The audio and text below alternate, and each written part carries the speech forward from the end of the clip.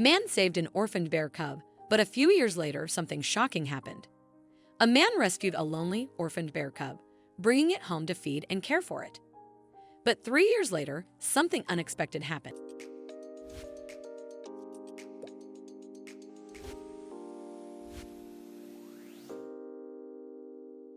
30-year-old Albert followed the same forest path home every evening. On this particular day, he had worked late until 7, and by the time he started his walk, darkness had already fallen.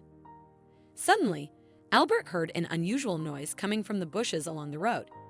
It sounded like a plaintive squeak, as if something was in distress and desperately crying for help. Curious and concerned, he approached the source of the sound and was astonished to discover a tiny bear cub near an unfinished building, seemingly just recently born. The tiny cub sat huddled with its paws tucked under its body, trembling with fear and squealing loudly.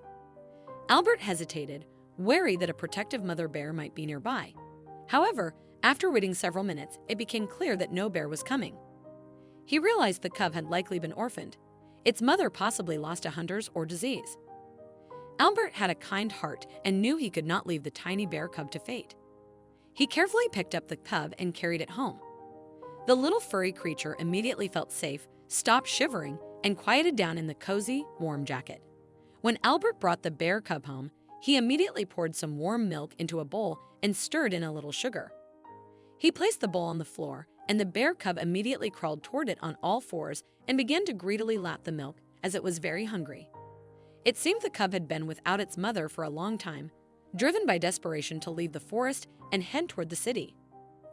Albert stroked the bear cub's soft fur and decided to keep it at home, realizing that the helpless cub would not survive alone in the wild. The man named his new, unusual pet Wally.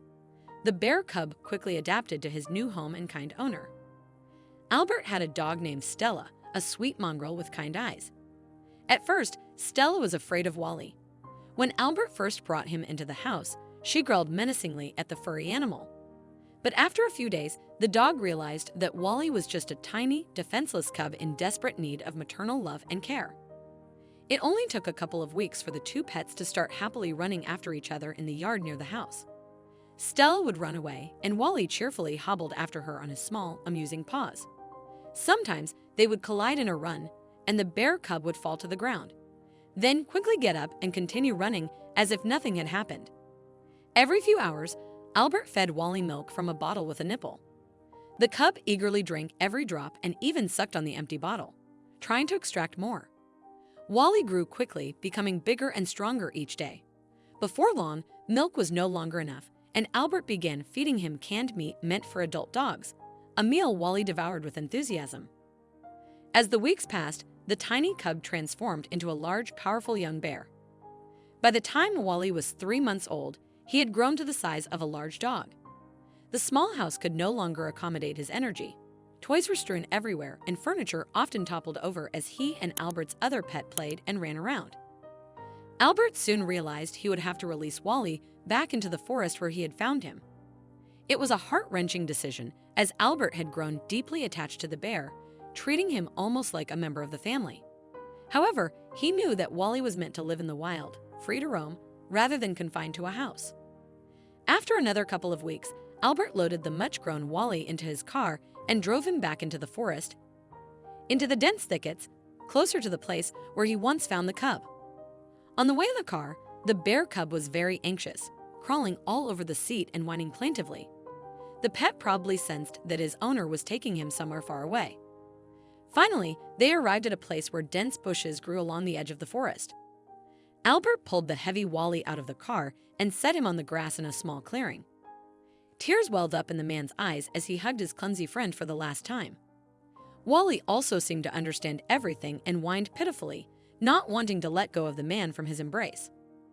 Then Albert had to shout loudly, causing the bear cub to immediately turn around and run quickly into the forest, dropping fir cones and branches as he ran. Within a few seconds, he disappeared into the thickets, wagging his short tail. Albert watched his unusual pet for a long time, hoping that he could adapt and survive in the wild. 3 years had passed since the day Albert released Wally back into the forest. All this time, the man remembered his clumsy friend and missed him. They had been so close, and now Albert could only wonder what had become of Wally in the wild. The man hoped that his big furry friend could handle everything on his own. One sunny evening, when Albert returned from work, he'd heard a strange noise from the backyard. Stella, who had remained his faithful pet all these years, barked loudly and ran outside through the back door. Albert followed her to find out what was going on since he wasn't expecting any guests that day. Right near the house, next to the trash cans, stood a huge brown bear on its hind legs, staring intently at the man. Albert froze in horror since bears had never gone that far into the city. The man tried not to move to avoid provoking aggression from the huge predator. However, the bear headed straight toward him. Albert almost screamed in horror, but at that moment, he suddenly recognized his old friend Wally. It turned out that this was the same funny little bear cub he had once picked up, only now grown into a real formidable predator. Wally also recognized Albert. He made a joyful growl and approached his old friend closely. The man tensed as he did not know what to expect from the huge predator. However, Wally had no intention of harming him. The bear carefully hugged the man with his mighty paws, just as he had done as a cub. Then Wally gently nudged his muzzle into Albert's chest and began to lick his face with his large, rough tongue. Seeing this, Stella barked even louder, but Albert calmed her with a gesture. The man finally understood that the bear was not going to attack him. He had specifically come to greet the kind friend who had once saved his life. Moved by the moment, Albert went to the refrigerator, gathered all the food suitable for the bear, and offered it to Wally.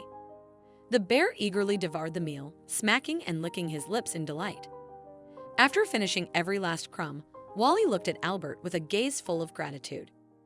Though Albert stood before a massive forest predator, he still saw his friend Wally, the little bear cub he had once nurtured. Wally gently nudged his muzzle against Albert one last time before slowly making his way back to the forest as Albert and Stella watched with a mix of excitement and fondness. Albert felt immense joy knowing that Wally had survived and thrived in the forest, proving that all his efforts had been worthwhile. Though he never saw his giant forest friend again, the unforgettable day of their heartfelt reunion remained etched in his memory forever. What an incredible story! If you enjoyed this video and want to see more, don't forget to hit that like button, share it with your friends, and subscribe to our channel. We'd love to hear your thoughts, so please leave a comment below. See you in the next video.